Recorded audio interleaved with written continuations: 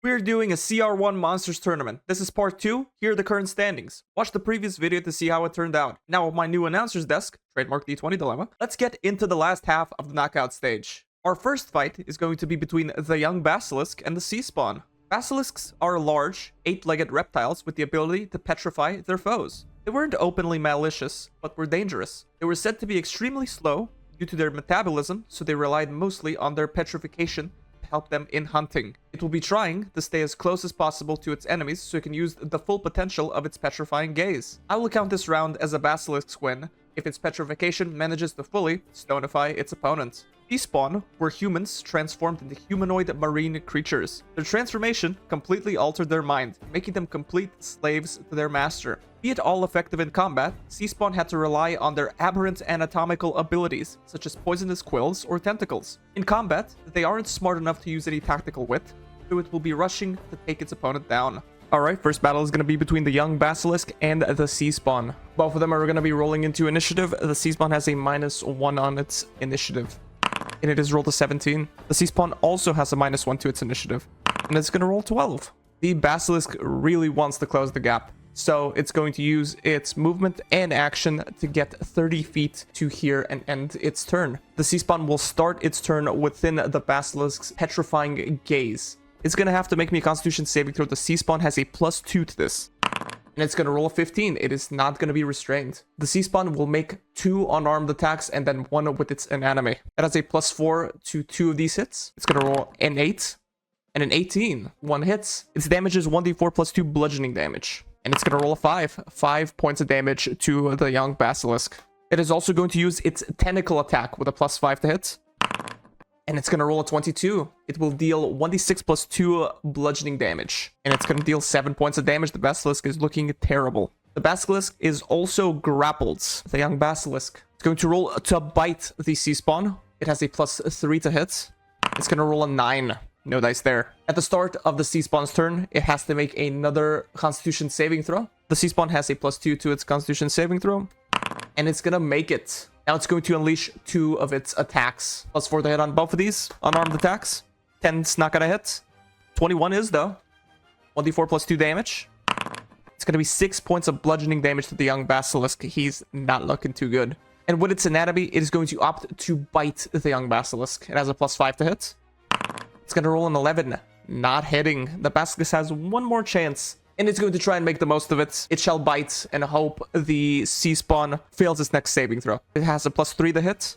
It's going to roll a 19. The first blood for the Basilisk is going to be rolling 2d4 +2. 1d4, this is piercing damage. 1d4 is poison damage. 5 points of damage. The Sea Spawn is resistant to none of this, so it's going to take the full brunt. Sea Spawn's turn again. Another Constitution saving throw. It's going to succeed again. It's succeeding all the saving throws. Sea Spawn will be making 2 more attacks with its unarmed strike. A 13 and a 12. The 13 will just hit. It's going to be 1d4 +2 damage. And it's going to be 6 bludgeoning damage, taking out the young Basilisk and taking the round. Our second fight will be between the Brass Dragon Wormling and the Half Ogre. Brass Dragons were a race of metallic dragons. Their scales were a dull brown at a young age, becoming more glossy and brass-like in appearance as they aged. Brass dragons could not stand to let any intelligent being miss the benefit of their company and their great conversational skills, because they thought themselves so great at it. In this fight, the Brass Dragon Wormling is going to be taking flight at the first chance it gets. But to put more balance in the fight, the contestants will be starting closer to each other, so one can reach the other with movement if beaten in initiative. Half-ogres were the offspring of a human and an ogre. Half-ogres were not very intelligent, and they typically were greatly lacking in self-control. They tended to enjoy the simple pleasures of life: eating, drinking, and partying. In this combat, this half-ogre will be rushing to hit his opponent with his battle axe. It's now time for the Brass Dragon Wormling versus the half-ogre. Both of them are rolling into initiative. The Brass Dragon Wormling has a +0 to this, and it's going to roll a 9 to its initiative. The half-ogre has a +0 to its initiative, and it's going to roll a 19. The half-ogre will beat the Brass Dragon Wormling in initiative and is going to move towards it with its battle axe. It's carrying it 2-handed. It is going to swing with its battle axe towards the Brass Dragon Wormling. It has a +5 to hits. It's going to be an 11 to hit. I think that just misses. Not just misses. It misses by a wide margin. The AC of the Brass Dragon Wormling is a 16. Now, the Brass Dragon Wormling will try to fly away. It's going to try and take up air. It has an intelligence of 10, so it will know to use disengage action. So it's going to fly 60 feet up into the air. We're going to use this blue bubble to measure its height. The Half Ogre, seeing the Brass Dragon up in the air, it's going to switch its weapon to the Javelin. It has a range of 30 to 120 feet. So it's going to chuck a Javelin at it with disadvantage. It has a +5 to hit on all of this. It's going to roll a natural 1. No, the Javelin will fly straight up and then immediately down. We'll mark, just for the sake of if the battle takes long, we'll say its Javelin landed somewhere here. The Brass Dragon Wormling, now up into the air, is going to try and swoop down. The Wormling is going to fly down 40 feet, now being at a height of 20 feet. Right above the Half Ogre, it's going to use its Fire Breath to exhale a 20-foot line that is 5 feet wide. And the Half Ogre needs to make me a Dexterity saving throw or take 46 fire damage. The Half Ogre has a +0 to this. It has rolled a 14. That will succeed, so it will take half of 46 fire damage. Which I rolled a 10, so it's going to take 5 points of fire damage. And the Brass Dragon Wormling will keep its disadvantage distance, so it's going to swoop up 20 feet, being 40 feet up into the air. It has a flying movement speed of 60 feet, by the way. The Half Ogre, trying its luck again, will chuck another Javelin at disadvantage. +5 to hit again. 12. 24, it's a 12 with disadvantage, so it will not hit. We're gonna say its Javelin landed somewhere around here. Brass Dragon Wormling, I'll roll a d6 to see if it got its breath weapon back. It did.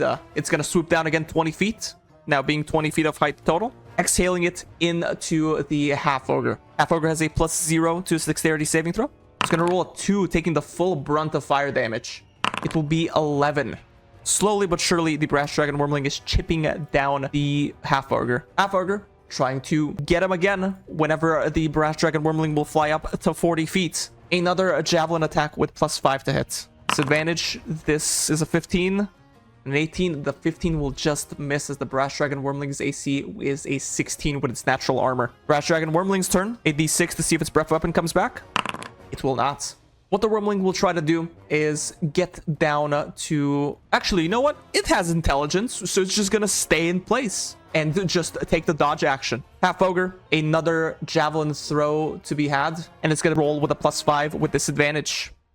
It's a 10. Yeah, it's a 10 with disadvantage. The Javelin will land over here. They have an ammo of 5 for Javelins. Wormling waiting on its breath weapon to come back.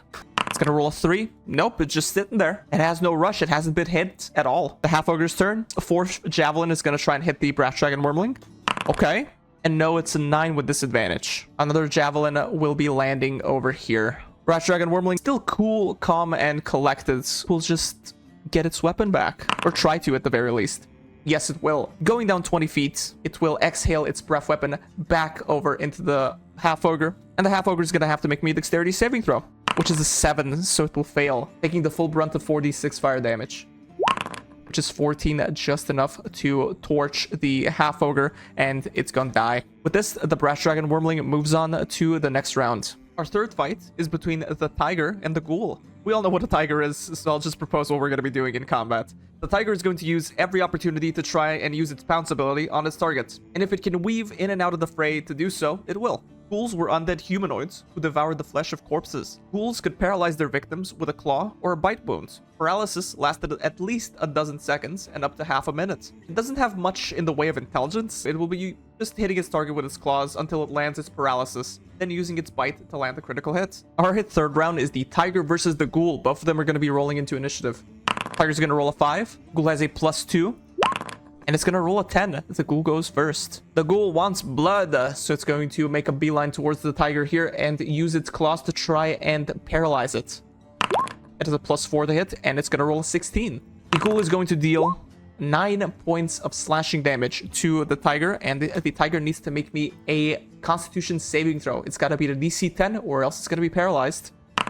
It rolls an 18, so it is all fine. That is the end of the Ghoul's turn.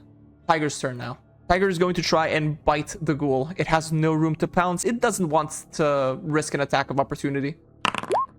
And it's going to roll a 20 to hit. With this, it is 1d10 +3 damage for the Tiger. And max damage is gonna roll 13 piercing damage. Jesus. Taking out more than half of the ghoul's HP. The ghoul's turn is gonna roll up. Another claw attack with a +4 to hit. No, it's not gonna hit the tiger. That's the entirety of its turn. Tiger's turn is up. Another bite attack at +5. It's gonna be an 8. 2 misses. Clean slate. Ghoul's turn. Another claw attack. Another 8. Oh no. I'm on a terrible luck spree right now. Wait, where's my initiative counter? Give it back over here. Why did I put that there? Oh my god, I was missing. I forgot to put myself in the fucking... No, I forgot to put myself in the announcer's desk. Never mind. I'm here. It is now the tiger's turn. A bite attack towards the ghoul. It's gonna be a 13 to hit. And that will hit 1d10 plus 3 damage for the tiger. It's gonna roll a 5. The ghoul is on the ropes. Ghoul's turn with its gasping, grievous wounds breath. It's going to try and make a claw attack towards the tiger. With a 12, that will just hit. And it's gonna deal 5 points of slashing damage, but it is hoping on getting it paralyzed. The tiger has to make a constitution saving throw. It only has to beat a DC 10. It has a +2 to this roll. And it's going to fail. The tiger is now paralyzed. To reiterate what paralyzed is, the paralyzed creature is incapacitated and can't move or speak. The creature automatically fails strength and dexterity saving throws. Attack rolls against the creature have advantage, and if a melee hit hits it within 5 feet of it, it is an automatic critical hit. The tiger is going to spend its turn paralyzed and make another constitution saving throw at the end of its turn.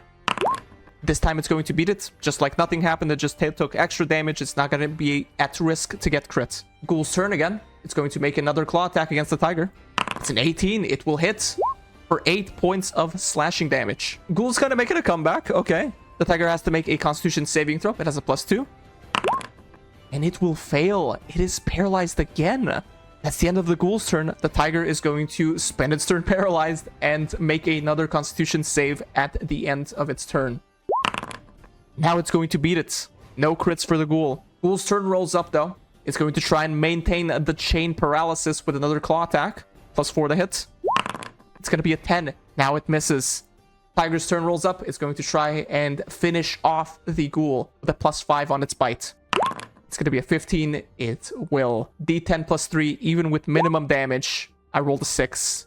It is going to kill the ghoul. And the tiger is going to take the round and move on to the next bracket. Our final battle of the video will be between the Goblin boss and the Dragon Army soldier. Goblins are small and numerous, often living in underground caverns near the surface known as lairs. Like other goblinoids, goblins often had the short temper and were more easily provoked than individuals of most other races. For combat, it tried to maintain distance and chuck as many javelins as possible before being engaged in melee. For the purposes of this combat, we will say it has 5 javelins total of ammunition. The Dragon Army soldiers were soldiers of the Dragon Queen from the Dragonlance module. Their weapons were imbued with draconic magic, and they dealt extra fire damage as a result of it. The Dragon Army soldier will use distance to throw as many javelins as possible and engage in melee. Alright, it's now the Dragon Army soldier versus the Goblin boss. Both of them are going to be rolling into initiative. The Dragon Army soldier has a +1 to its dexterity modifier. Dragon Army soldier is going to roll a 15. The Goblin boss has a +2 to its initiative, and it's going to roll an 8. The Dragon Army soldier goes first. The Dragon Army soldier is going to chuck a javelin at the Goblin boss.